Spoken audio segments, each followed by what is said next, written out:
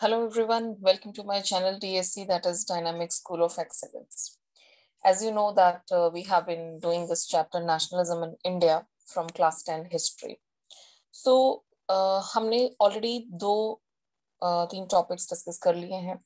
जैसे we have already seen the Rowlatt Act, we have seen Jallianwala Bagh and many सत्याग्रहs and all. तो अब आज के इस वीडियो में हम देखेंगे कि खिलाफत मूवमेंट क्या है और नॉन कॉपरेशन मूवमेंट क्या है. नॉन कॉपरेशन मूवमेंट एक बहुत बड़ा टॉपिक है, तो हम इसे डिवाइड करेंगे. आज हम सिर्फ देख रहे हैं non cooperation movement in towns. तो बढ़ते हैं आगे और समझते हैं कि ये खिलाफत मूवमेंट है क्या. तो सबसे पहले तो ये वर्ड समझ लेते हैं, खिलाफत. खिलाफत का मतलब क्या होता है कि आप किसी के खिलाफ जा रहे हो, आप किसी के अगेंस्ट हो. ठीक है, तो ये एक मूवमेंट शुरू हुई थी. अब इससे पहले वाले वीडियो में हमने देखा था कि ऑलरेडी गांधी जी का जो एक विजन था वो कहीं ना कहीं फेल हुआ था in the Rowlatt Satyagraha, because that movement became violent. लेकिन Gandhi ji did not give up. वो चाहते थे कि हमें अभी भी कुछ ऐसा करना है कि ये वाली मूवमेंट फेल हो गई, कोई बात नहीं, लेकिन अब he was looking for some other movement. तो Mahatma Gandhi ji felt the need to launch a more broad based movement. Broad based मतलब एक ऐसी मूवमेंट जो जिसमें सारे जो इंडिया के लोग हैं वो इन्वॉल्व हो, और जिसमें साथ में हिंदू और मुस्लिम्स भी एक साथ आ जाए, क्योंकि without Muslim support it was not possible. अगर सब मिलके लड़ेंगे तो ज्यादा बेटर होगा. तो इसके लिए गांधी जी को एक मौका मिला. वो मौका कैसे मिला, उससे पहले एक और चीज देखते हैं.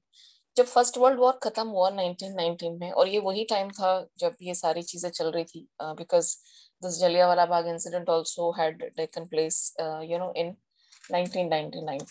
ठीक है, तो जब वर्ल्ड वॉर एंड हुआ तो वहां का जो राजा था किंग ऑटोमन, ये ऑटोमन एक एम्पायर था पूरा, जहाँ पे this king Ottoman was the main leader. He was defeated in that world war. ये सारी चीजें आपको किंग ऑटोमन के बारे में, you are going to study in nationalism in Europe, तो और अच्छी तरह समझ आएगा तब. तो ये जो किंग ऑटोमन था, ही वाज डिफीटेड. और इस किंग की जो पावर थी वो क्या थी, he is the king, he is king Ottoman. इसकी पावर ये थी कि he was the spiritual head of the Islamic world. तो इसको खलीफा कहते थे. तो ये जो किंग ऑटोमन था, ऑटोमन एम्पायर का मालिक, यूरोप का ही एक पार्ट है ये, तो वहां का ये खलीफा था. मतलब he was the spiritual head of Islamic world. तो अगर खलीफा एग्जाम में आता है कि हु इज खलीफा, तो you can write down this definition. तो उससे कुछ पीस ट्रीटीज साइन करवाई गई, और ये पीस ट्रीटीज बहुत हार्श थी, क्योंकि जो हार जाता है राजा, उसको तो फिर बहुत सारी शर्तें माननी पड़ती हैं.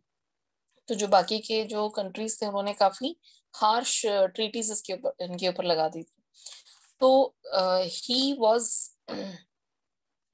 Not happy with that.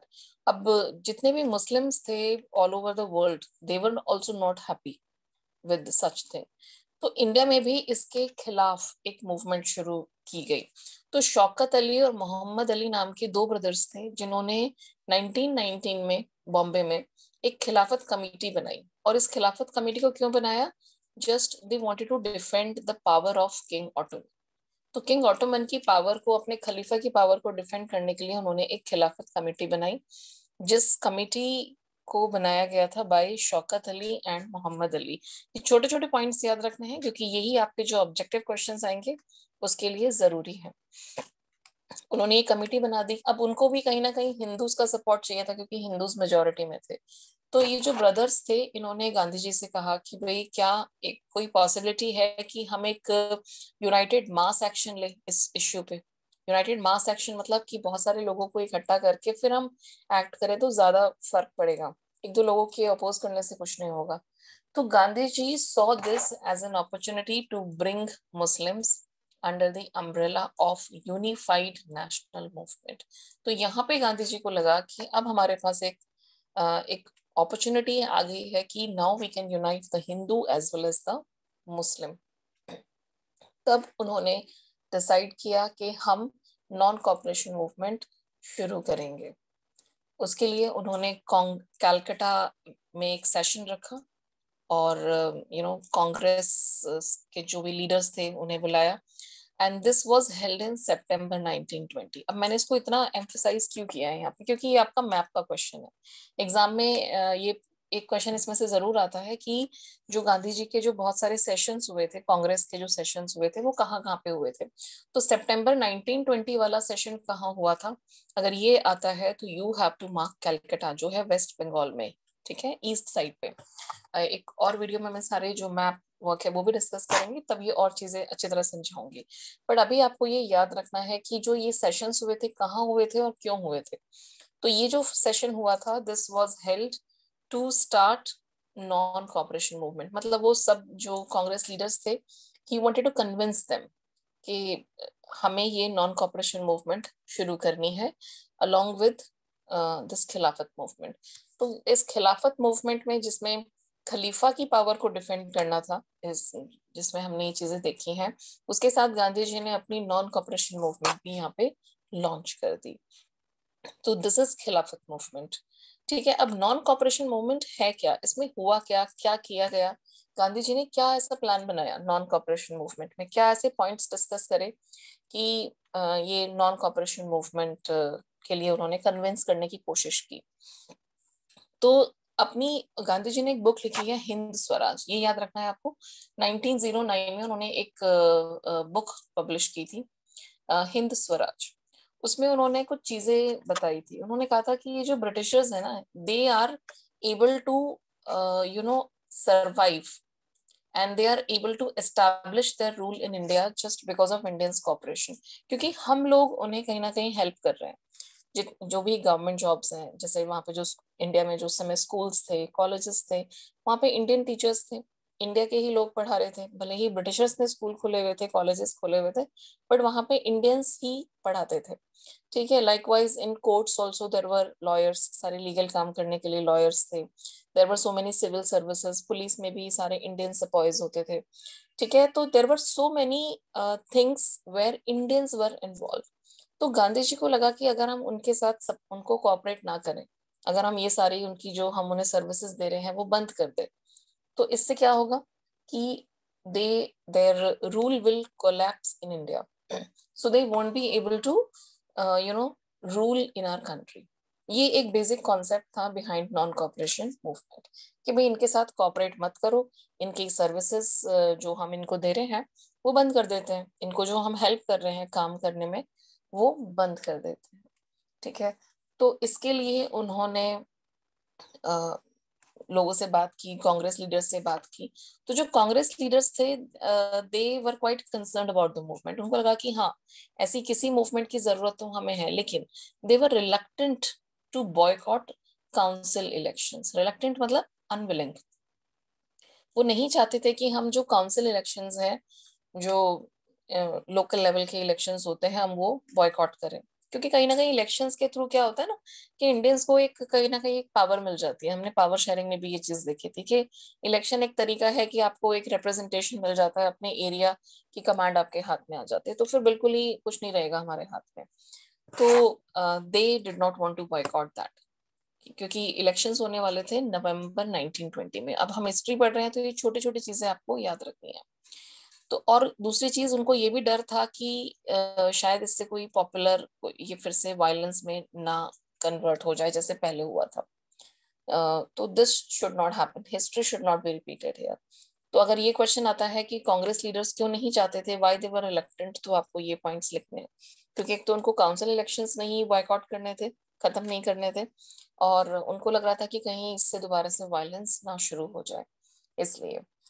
तो गांधी जी ने दोबारा से एक मीटिंग करी थी दिसंबर 1920 में। ये फिर से एक क्वेश्चन हमारा आ जाता है मैप का। तो ये मीटिंग कहाँ हुई थी, नागपुर। अब नागपुर आता है महाराष्ट्र में, इसकी एग्जैक्ट लोकेशन मैं आपको बताऊंगी बाद में जब हम मैप वर्क करेंगे। अभी आपको सिर्फ ये याद रखना है। तो this was done, okay. So we have seen the features of non cooperation movement. तो ये जो नॉन कॉपरेशन मूवमेंट है, ये 1920 दिसंबर 1920 में ये फाइनलाइज हुआ, और तब इस मूवमेंट को अडॉप्ट किया गया। मतलब ये कह सकते हैं हम कि 1921 से ये मूवमेंट फुल फ्लेज्ड शुरू हो गई, ठीक है। तो इसमें करना क्या था कि हमें टाइटल सरेंडर करने थे, टाइटल्स मतलब जैसे ब्रिटिशर्स क्या करते थे, जैसे आज के टाइम में भारत रत्न और इस तरह के अवार्ड्स दिए जाते हैं ना सिविलियंस को, तो उस समय पे नाइटहुड का टाइटल दिया जाता था। तो वो आपको टाइटल्स वापस करने हैं, जो भी आपको मेडल्स मिले हैं या जितने भी अवार्ड्स वगैरह मिले हैं, आप सब वापस कर दो, हमें नहीं चाहिए।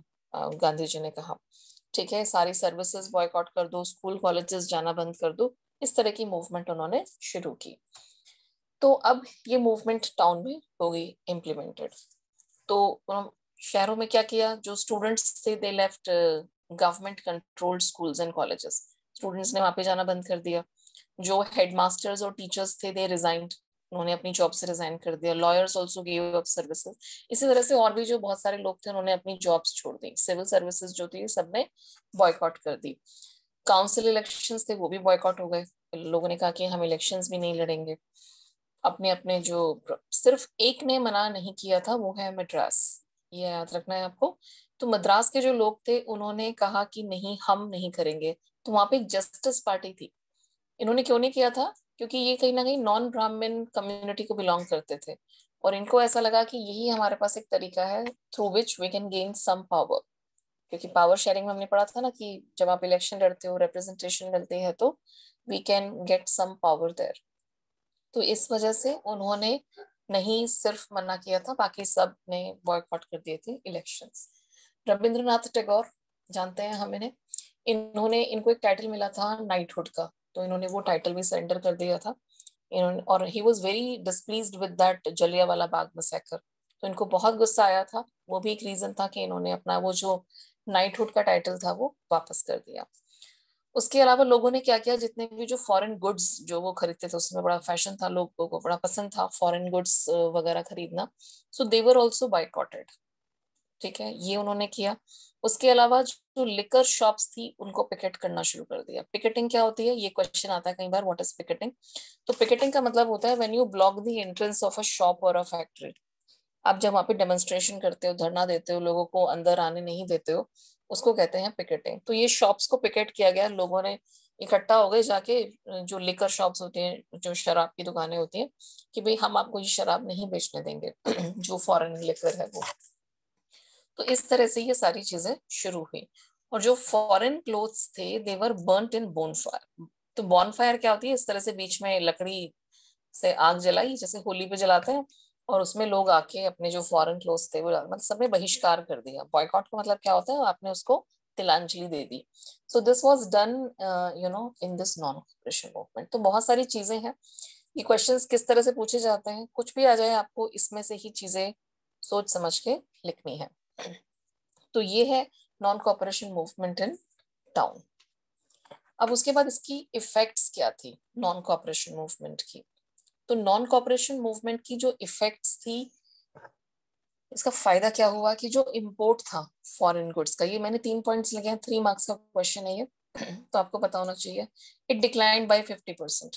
तो जो बाहर से लंदन की और ब्रिटेन की जो कंपनीज में जो माल बनता था और जो इंडिया में बेचते थे वो, तो वो डिक्लाइन हो गया 50%, क्योंकि यहाँ पे डिमांड बहुत कम रह गई, लोगों ने बंद कर दिया फॉरेन गुड्स खरीदना, और जो होते भी थे उनके पास उसको उन्होंने जलाना शुरू कर दिया। तो देयर वर ओपन बॉनफायर्स। जो मर्चेंट्स और ट्रेडर्स थे they refuse to trade in foreign goods. तो उन्होंने जो ट्रेडिंग थी उसकी बंद कर दी कि हम फॉरेन गुड्स अपना खरीदेंगे ना बेचेंगे, कुछ भी नहीं करेंगे। और जो वो फाइनेंस करते थे फॉरेन ट्रेड को, दे स्टॉप्ड दैट ऑल्सो। तो ये सारी चीजें बंद हो गई। तो इससे क्या हुआ कि जो ब्रिटिशर्स हैं उनको काफी इकोनॉमिकल लॉस हुआ। That was the problem. और जो एक और अच्छी चीज ये हुई कि जो इंडियन टेक्सटाइल मिल्स थी और हैंडलूम का जो काम होता है, इस तरह से जो हाथों से बनाई जाती है, इस तरह से देखो, I you can see in the picture, तो they that flourished, that bloomed, क्योंकि जो डिमांड है इंडियन गुड्स की वो बढ़ गई। तो जो इंडियन टेक्सटाइल मिल्स हैं, जो खादी है वो लोगों ने पहनना शुरू कर दिया, हैंडलूम की चीजें बिकनी शुरू हो गई। तो ये जो इंडस्ट्री है हमारी, जिसको बिल्कुल धक्का लगा था पहले, now that bloomed, that prospered, so there was a great change in the economy. So these are the economical changes which were brought by non-cooperation movement. लेकिन फिर ये मूवमेंट स्लो क्यों हो गई, अच्छी चल रही थी, सब चीजें सही थी। अब एक चीज है कि आपको वही कहे कि भाई आपको स्काई डाइविंग करनी है और बहुत ऊपर से जाके हेलीकॉप्टर से जंप मारना है नीचे, ठीक है, एंड पीपल से कि ये आपके फायदे के लिए है, तो ठीक है आप करोगे, आपका लीडर ने आपको कहा है कि भैया this is beneficial for you, ठीक है, तो वो हमारे साथ क्या हुआ, कुछ ऐसा ही हुआ कि हम जंप तो कर रहे थे कि चलो कुछ अच्छा होगा, वी विल एंजॉय दैट, लेकिन पैराशूट नहीं था हमारे पास सेफ लैंडिंग के लिए। Are you getting my point, what I mean to say here? Gandhi ji ने कहा कि आप खादी के कपड़े पहनना शुरू करो, लेकिन खादी बहुत एक्सपेंसिव थी, और जो वहां से फैक्ट्री से बन के आता था कपड़ा वो बहुत सस्ता होता था, तो दैट वाज चीप, क्योंकि वो तो मशीनों से बन रहा है, हाथों वाली चीजें महंगी होती हैं जो हाथ से बनती हैं, और जो पुअर पीपल हैं they could not afford that, तो उनके पास ऑप्शन नहीं था, they had to return to the foreign clothes, जो सस्ते भी होते थे और ज्यादा लंबे चलते थे, वो सिंथेटिक फाइबर होता था वो। दूसरी चीज कि बच्चों ने स्कूल्स कॉलेजेस तो छोड़ दिए, सारे इंस्टीट्यूशंस आपने बॉयकॉट कर दिए, but how will they earn their bread and butter? क्या लोगों के पास एम्प्लॉयमेंट था? No, there was no employment, तो इंडियन एम्प्लॉयमेंट नहीं था, ठीक है, आप जॉब छोड़ के कब तक घर पे बैठोगे ना, सिर्फ मूवमेंट से तो you can not fill the bellies of your family members, that was the problem. So the students, teachers, lawyers started joining back, तो उनके पास कोई ऑप्शन नहीं था, जब उन्होंने देखा कि भाई हमारे घरों में खाना नहीं है, we don't have food to eat, तो हाउ विल मैनेज, तो they joined back their government offices. Other thing कि there were no schools and colleges, आपने ये तो कह दिया कि आप स्कूल्स कॉलेजेस छोड़ दो, बट स्टूडेंट्स के लिए कुछ तो होना चाहिए ना, they should have some other colleges, लेकिन इंडियन स्टूडेंट्स के लिए ऐसी कोई भी जगह नहीं थी जहाँ पे वो पढ़ सकें जाके, we did not have that system. So I hope you must have understood my point ki why this movement failed. So this is the reason that you have to understand very well. So I hope I have made myself clear here कि non cooperation movement क्या है, उसमें क्या क्या हुआ।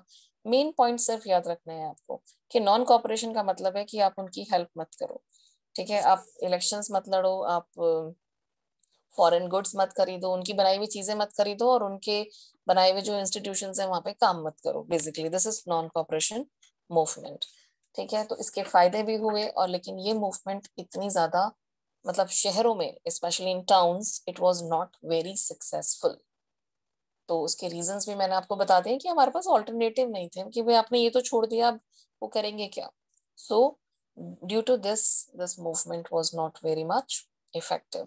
सो I hope ये points आपको समझ आ गए हैं। Thank you for watching my video. अगर वीडियो अच्छी लगे तो उसे लाइक और शेयर जरूर करना अपने फ्रेंड्स के साथ, and subscribe my channel to get such more interesting videos on various subjects. See you soon with the next video. Bye everyone.